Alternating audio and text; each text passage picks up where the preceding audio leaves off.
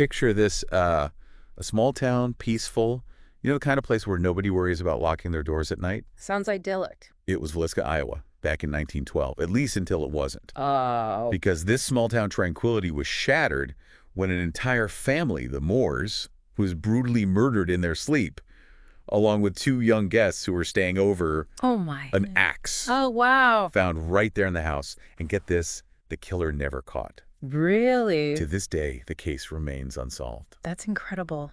So today we are taking a deep dive into the chilling unsolved murders in Villisca, Iowa. I'm ready. We're going to examine the facts, the suspects, and try to figure out, what makes this case so fascinating even after all these years. What I find truly captivating about this case is how, even over a century later, it still grips our collective imagination.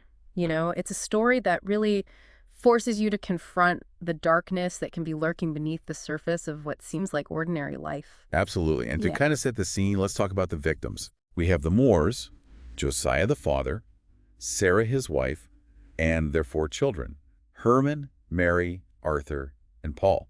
A big family. They were, by all accounts, just a normal, well-respected family active in the community. Right. And they had these 2 young girls, Ina and Lena Stillinger, spending the night. Oh. The day before the murders, they had all attended a Children's Day program at their local church. Oh, wow. Sarah Moore was actually a big part of organizing that event. Really? It's almost unfathomable to think that just hours later, this horrific tragedy would befall them. It really does highlight the stark contrast between, the normalcy of everyday life and just the brutal nature of their deaths. Right. So the next morning, a neighbor, Mary Peckham, noticed something was off. Like what? Well, the Moores weren't up and about like they usually were. Huh. And because this was, a small town where everybody kind of trusted each other, Mary wasn't immediately alarmed. Okay. She just thought it was strange. So she tried the door and found it was locked. So then she decided to call Josiah's brother, Ross. And when they finally got into the house, they made a horrifying discovery. Oh, no. The bodies of the Stillinger girls in the guest room. Oh, gosh. And it gets worse. What? The rest of the Moore family was found murdered in their beds as well. Oh, my goodness. All victims of these brutal axe blows. Wow. The murder weapon, you guessed it. The axe? Josiah's own axe, found in the guest room where the Stillinger girls were discovered. One detail that always stands out to me when I look at the crime scene photos is how the killer took the time to cover the victims' faces with sheets or clothing, I hadn't heard that. It's a strange detail, and this, along with just the sheer brutality of the murders, suggests that there was a level of rage involved, maybe even a personal connection to the family. That definitely adds a chilling layer to the psychological profile of the killer. Yeah. Speaking of profiles, let's talk suspects. Right. First up, we have Frank F. Jones, a prominent state senator at the time. Okay. Now, Jones had a contentious history with Josiah Moore. Right. They were business rivals, and there were even rumors of an affair between Moore and Jones's daughter-in-law. Oh, wow. So considering Jones's political standing, how did these rumors affect his reputation back then? Well, small-town Iowa in 1912 was a very different place. I bet. A scandal like that, even if it was just a rumor, could really damage a man's career, especially someone in a position of power like Jones. Right. And although he was never officially charged with anything, the suspicion surrounding him really lingered for years, effectively ending his political ambitions. Wow. It makes you wonder how much public opinion might have influenced the investigation itself back then. Yeah, for sure. Now, there was another individual who quickly came under scrutiny. Okay. A man named William Mansfield. Some people believe that Jones actually hired this guy to carry out the murders. Oh, wow. And this is where the case takes an even darker turn. How so? Mansfield was already a suspect in another axe murder case Another one. involving his own family. Oh, my. This one took place in Paola, Kansas. Hold on. So we're talking about a possible serial killer here. It was definitely a chilling possibility that investigators couldn't ignore. Right. However, in a twist that frustrated those convinced of his guilt, payroll records actually placed Mansfield in Illinois at the time of the Villisca murders. So that clears him. Effectively, yeah. So we have a powerful politician with a potential motive, and then a suspected serial killer who was ultimately ruled out. Exactly. Who else were the authorities looking at? Well, there's this guy, Andrew Sawyer, Okay. a transient worker who raised some eyebrows because of his strange behavior. Oh, really? And his intense interest in the murders. He even showed up in a neighboring town with muddy clothes, claiming that he had fled Villisca to avoid becoming a suspect. If that's not suspicious, I don't know what is. Right. So just like Mansfield Sawyer was investigated but eventually cleared. Oh, man. Leaving the authorities back at square one. Yep. But our list of suspects doesn't end there. There's more. This is already like a real-life mystery novel. I know, right? Next up, we have Reverend George Kelly, a traveling preacher who sources say had a documented history of mental instability. Okay. What's interesting is that he was actually in Villisca for that Children's Day program we mentioned earlier. Oh, really? And he later developed this almost obsessive fascination with the case. What led investigators to suspect him then? Given his already kind of eccentric behavior, was it just his interest in the case, or was there something more? Well, Kelly's interest in the case went way beyond just curiosity. He started writing letters to investigators and even claimed to have visions of the crime. Visions, huh? Yeah, and some of his accounts were so detailed that some people started to believe he might have actually been there. Oh, wow. Like he had firsthand knowledge of what happened. It's like something straight out of a psychological thriller, you know? Right?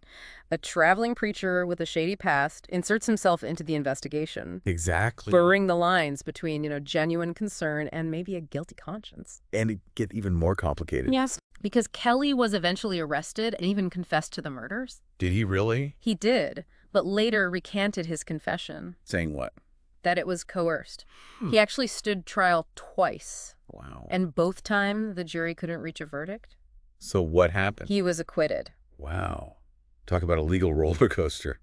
So we have these 4 suspects, each with their own pretty intriguing connection to the case. Yeah. And yet none of them were ever actually convicted. Right. But I'm guessing the investigation didn't stop there. You're right, it didn't. There's another suspect who really adds another layer of complexity to this whole thing. Okay, lay it on me. Henry Lee Moore. Henry Lee Moore, okay. Now, what's really chilling about this guy is that he was actually convicted of murdering his own mother and grandmother with an axe. An axe? Yep, just a few months after the Villisca murders. This case just keeps getting more and more twisted. So given the similar circumstances, the axe murders, and how close together these 2 cases were, did investigators ever look into a possible connection between Henry Lee Moore and the Moore family murders? Oh, absolutely. While there wasn't any direct evidence linking him to the Villisca crime, the similarities were pretty hard to ignore. I bet. However, Henry Lee Moore always maintained his innocence in the Villisca case, and investigators were never able to definitively connect him to that crime scene.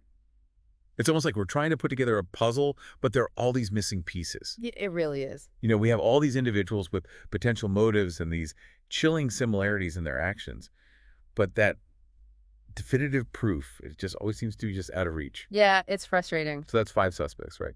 Well, just when you think it can't get any more complicated, there's one more person who was briefly considered a suspect. Seriously. Who? Sam Moyer. Sam Moyer. And who was he? Josiah Moore's brother-in-law. Oh, wow. Okay, so what was the story with Sam Moyer? Well, there were rumors of some bad blood between him and Josiah, even alleged threats. But like all the other suspects, the investigation just didn't turn up any hard evidence actually linking him to the crime. So we have this whole lineup of potential culprits, each with their own secrets and shadowy connections. Yeah. But ultimately, the Villisca axe murders remain an open case. It's kind of mind-boggling to think that over a century later, justice hasn't been served. It really is, and I think that's exactly why this case continues to fascinate and frustrate us, Yeah. It just speaks to our human desire for resolution, Right. for answers, Right. and for a sense of closure, especially when a crime this horrific goes unpunished. I can only imagine the psychological impact, not just on the victims' families, but on the whole community of Villisca. I mean, imagine living in a town where something this brutal happened, knowing that the killer was never caught. Right. That they could still be out there somewhere. The sources I read really paint a vivid picture of the aftermath. Oh, The town actually held this massive funeral in the town square. really? Yeah, it drew thousands of mourners. Wow. They even had to call in the National Guard just to control the crowds, Oh, gosh. which really speaks volumes about the kind of fear and chaos that gripped that community. I can't even begin to imagine the collective trauma that must have permeated the town. The constant fear, the suspicion, all those unanswered questions. It must have been so incredibly difficult to move on from such a devastating event. Absolutely. And that sense of unease, that lingering fear of the unknown, likely stayed with a lot of the residents for many years to come. Yeah, I bet.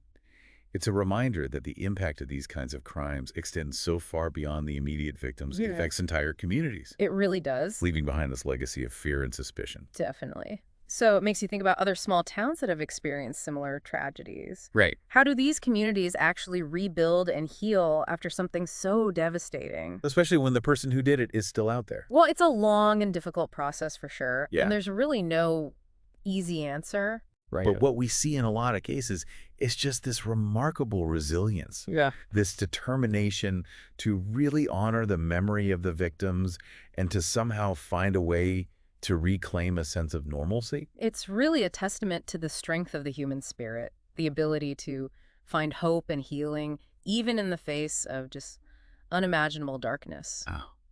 But what about this case specifically? Why do you think after all these years, people are still so captivated by the Villisca axe murders? Well, I think it comes down to a few key factors. Okay. First, there's just the sheer brutality of the crime. Huh. 8 people, most of them children, murdered in their sleep. Yeah, It really taps into our primal fears. I bet. That idea of being attacked in our own homes where we should feel safest. That's a horrifying thought. It is. And it makes this whole mystery even more unsettling. And then there's just the enduring mystery itself. Right. The Yeah. fact that despite numerous suspects and investigations, it's still unsolved. Mhm. And I think we're just drawn to these unanswered questions. Yeah. To the possibility of, piecing together the clues and finally figuring it all out. It's like we all become these armchair detectives, Exactly. poring over the details, trying to find that one missing piece that will finally reveal the truth. And then there's that element of, the seemingly ordinary energy. What do you mean? This wasn't a crime that happened in, a dark alley or some dangerous part of town. Right. This happened in a quiet rural community to a family that everybody seemed to like and respect. It really shatters that illusion of safety, It does. that belief that these kinds of things only happen to other people in other places. Exactly. And that's what makes the Villisca axe murders so chilling. Right. It reminds us that darkness can really lurk anywhere, even in those seemingly most peaceful corners of the world. It really is unsettling to think about, that we all kind of carry that sense of vulnerability with us. It is. And I think that's part of why these unsolved mysteries stay with us even, decades or even centuries later. They force us to confront this idea that maybe the world isn't always as safe and predictable as we'd like to believe. So we've talked a lot about the victims, the suspects, and just the enduring mystery of the Villisca axe murders. Yeah, But there's another aspect of this whole story that I find really fascinating. that's that. The town of Villisca itself. What happened to the town after something so horrific happened? Did it just become like a ghost town, Oh. forever haunted by this tragedy? It's interesting you bring that up. The Villisca axe murders definitely left a mark on the town. But instead of becoming a ghost town, Villisca almost became synonymous with the murders. Really? Yeah, the house where the murders took place is actually still standing today. Wow. And it's become kind of a popular destination for people who are fascinated by true crime and the paranormal. It's almost like the town has embraced its connection to this really dark chapter in its history. In a way, yes, but it's definitely a complicated relationship. While the murders brought a certain notoriety to Villisca, attracting tourists and researchers, they also serve as a constant reminder of this painful and unresolved past. It's a delicate balance for sure. I can imagine. It must be really challenging for the residents to live in a place that's become so closely associated with such a horrific crime. It makes me think about other towns that have gone through similar tragedies. How do those communities navigate the aftermath, the media attention and that constant reminder of what happened? Well, it's a process that takes time and understanding and a whole lot of resilience. Some towns decide to embrace their history and use it as a platform for education or advocacy, while others prefer to just move on quietly and focus on healing and rebuilding. Right. There's no right or wrong way to cope with such a traumatic event. It's a testament to the human spirit for sure. That ability to find strength and hope even when faced with just unspeakable tragedy.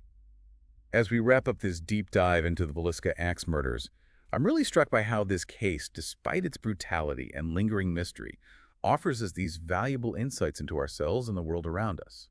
I agree. It reminds us that even in the most ordinary of places, darkness can be found. It challenges us to think critically, to question assumptions, and to acknowledge the complexities of human nature. And it reminds us that sometimes, even with all our best efforts, some mysteries may never be fully solved. We've explored the facts, the suspects, the aftermath, and the enduring fascination with this case. But in the end, we're still left with more questions than answers. Who actually committed this heinous act? What was their motive? And will we ever know the truth? Maybe not, but that doesn't mean we should stop trying to find answers. We should continue to explore and analyze these unsolved mysteries because it's through that pursuit of understanding that we can learn and grow and hopefully prevent these kinds of tragedies from happening again. So for all of our listeners out there, I encourage you to keep digging into the Villisca axe murders. Read the accounts, examine the evidence, and come up with your own theories. But as you do that, remember the victims, the families, and the community that were forever impacted by this tragedy. And never forget how powerful a mystery can be in captivating our minds and forcing us to confront those darkest corners of human nature.